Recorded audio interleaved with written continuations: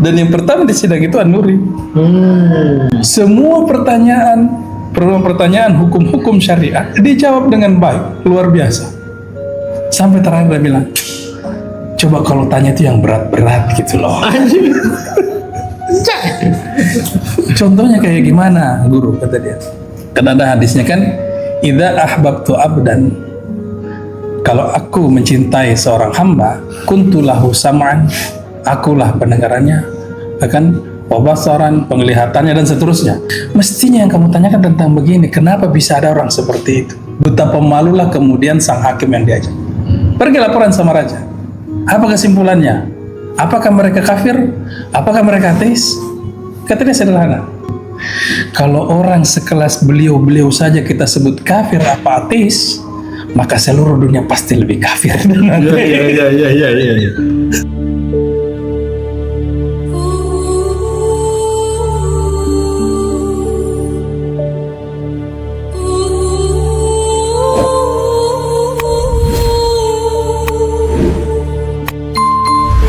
An-Nuri ini statementnya kan kadang disalahpahami, kadang orang juga akhirnya dianggaplah aneh-aneh sufi.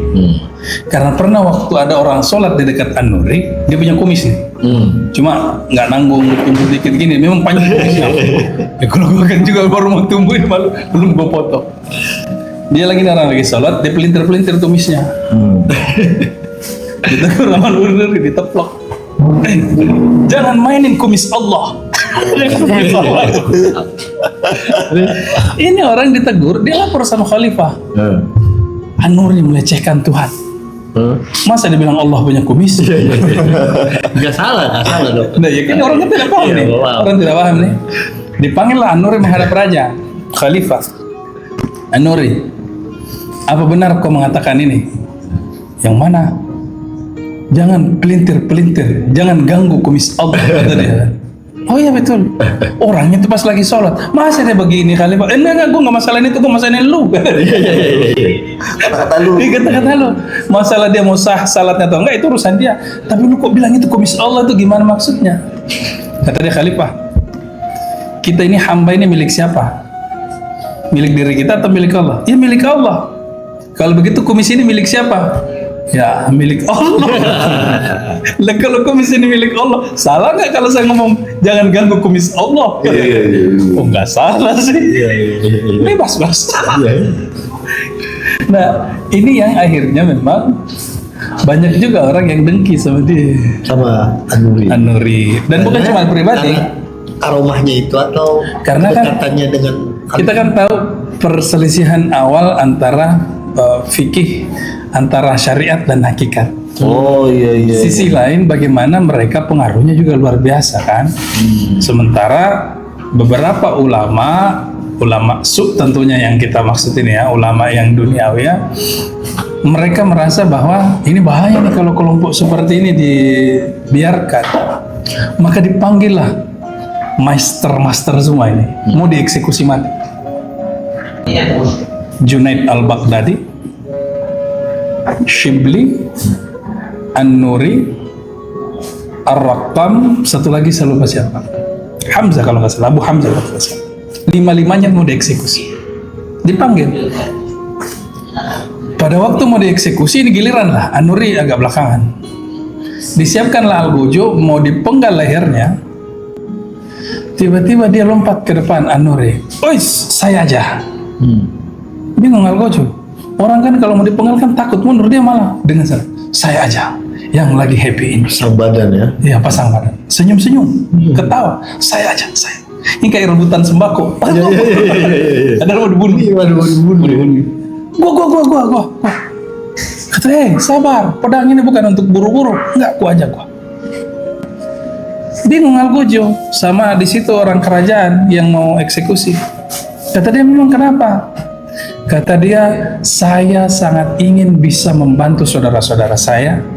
Saya ingin bisa memberikan sesuatu kepada mereka. Dan di dunia ini tidak ada yang lebih berharga daripada waktu. Yang paling berharga dari semua cuma satu, waktu. Kata dia. Kalau saya lebih dulu dieksekusi, setidaknya mereka ada tambahan waktu sebelum menemui ajalnya. Itu betapa cinta kasihnya itu An-Nuri.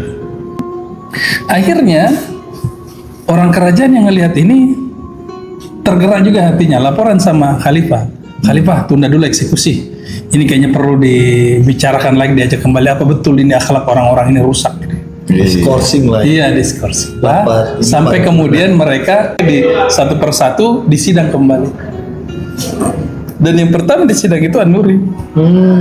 Semua pertanyaan hukum-hukum syariat dijawab dengan baik, luar biasa. Sampai terakhir dia bilang, coba kalau tanya itu yang berat-berat gitu loh. Contohnya kayak gimana, guru, kata dia. Ada sekelompok orang, kata Allah kan, ada hadisnya kan, idza ahbabtu abdan, kalau aku mencintai seorang hamba, kuntu lahu sam'an, akulah pendengarannya, akan wabasaran, penglihatannya, dan seterusnya. Akulah pendengarannya, akulah penglihatannya, akulah lisannya pada waktu berbicara, dan yang lain-lain. Mestinya yang kamu tanyakan tentang begini, kenapa bisa ada orang seperti itu? Betapa malulah kemudian sang hakim yang diajak. Pergi laporan sama raja. Apa kesimpulannya? Apakah mereka kafir? Apakah mereka ateis? Katanya sederhana. Kalau orang sekelas beliau saja kita sebut kafir apa ateis, maka seluruh dunia pasti lebih kafir dan ateis. Iya. Saking tingginya. Nah, itulah luar biasa penyayangnya. Aduh, sayang banget ya. Seru nih. Apa ya? Dia ngomongin An-Nuri itu kayak ketagihan gitu ya, cerita-cerita itu. Tapi emang kalau terakhir saya dengar cerita sejarah ada perselisihan ya kan. Iya. Perselisihan itu sama seperti yang saya dengar tuh, Imam Syafi'i juga sudah sepakat ataupun ada perbedaan dengan sufi-sufi lainnya. Ya. Yang meninggalkan syariat ya. Iya, ataupun menyampingkan syariat karena mereka sudah menganggap dirinya sudah mencapai tingkatan ma'rifat. Imam Syafi'i tidak sepakat itu. Iya. Karena syariat berbangun sebagai pondasi. Betul. Artinya begini, syariat itu sudah sangat benar sebagai fondasi. Kalau misalnya dalam penjelasan yang bagus itu Syekh Abdul Qadir Jailani, syariat itu ibarat pohon. Kemudian thariqat adalah cabangnya. Ma'rifat adalah daunnya, hakikat adalah buahnya. Karena bagi dia itu kan puncaknya adalah hakikat.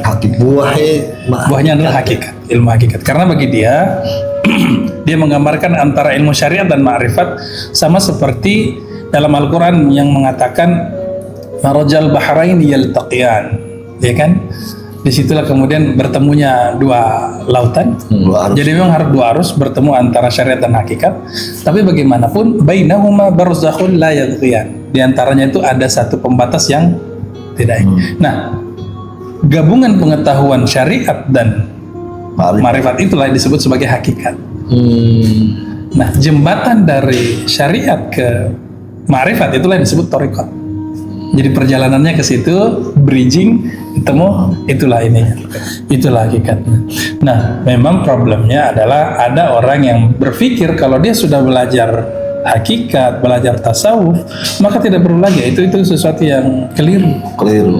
Sederhana saja. Teladan kita ini Rasulullah. Ya, apakah Rasulullah? Sederhana saja. Memang dari seluruh wali, bahkan jangan sekian seluruh wali, seluruh nabi saja tidak ada yang semulia Rasulullah. Pertanyaannya, apakah pada waktu sampai meninggalnya pernah Rasulullah sengaja meninggalkan itu? Enggak ada. Semua dilaksanakan, bahkan kaki bengkak-bengkak. Dan Rasulullah kan ideal tip ya. Seorang sufi, seorang wali, seorang nabi. Dan tidak pernah meninggal. Karena sebenarnya kewalian itu luas. Kewalian itu kalau nggak salah di Khatmul Aulia waktu itu kita bahas itu ya. Kewalian itu maknanya luas. Di antara wali ini ada yang nabi, di antara nabi ini ada yang rasul.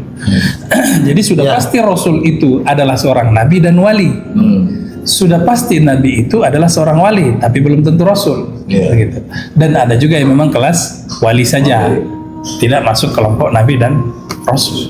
Ya kayak gue ini ya wali. Wali kelas. Enggak, itu kalau kata kategori Oh iya. Wali apa? walian itu, Wali kalau walayah itu. Kalau kita Kalau taat sholat, kalau mana ada film judul apa mengaku nabi mengaku wali, bahaya itu. udah panjang tulisan. Bahaya nih kalau mengaku wali, bahaya tuh. Ada sebenarnya. Walid. Wali itu. Walid dan Dewi. Walid dan Dewi. Sebenarnya kan tinggal janggut aja sih. Walid dan Dewi. Antum lebih cocok ya.